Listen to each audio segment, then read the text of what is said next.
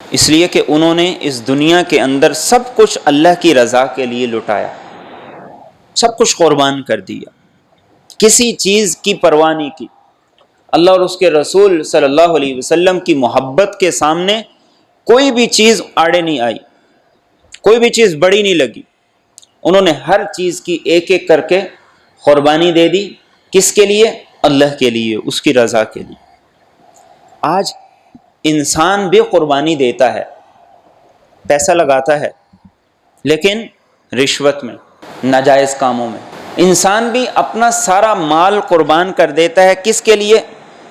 Kidney کے لیے، جگر کے لیے، اپنی بیماری کا علاج کرانے کے لیے، کینسر کا علاج کرانے کے لیے۔ کیا نہیں کرتے؟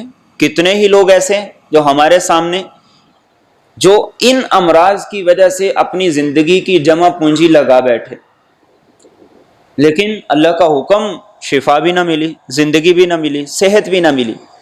تو پیسہ تو آج بھی لگاتے ہیں، پیسہ تو آج بھی خرچ کرتے ہیں، لیکن فرق کیا ہے؟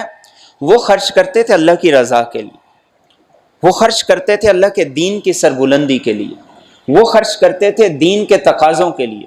ہم خرچ کرتے ہیں اپنی ضرورت میں، اپنی مجبوری میں۔ اور اللہ کے رسول صلی اللہ علیہ وسلم نے فرمایا جب قیامت کا دن ہوگا تو کچھ لوگ ایسے آئیں گے کہ جن کے چہرے کا نور ایسے ہوگا جیسے چمکتا ہوا سورج۔ تو آپ سے پوچھا گیا یا رسول اللہ صلی اللہ علیہ وسلم یہ خوش نصیب کون ہوں گے؟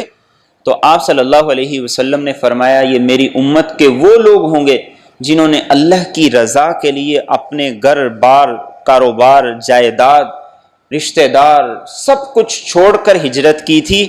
ان کے چہرے کا نور قیامت کے دن ایسے ہوگا جیسے چمکتا ہوا سورج۔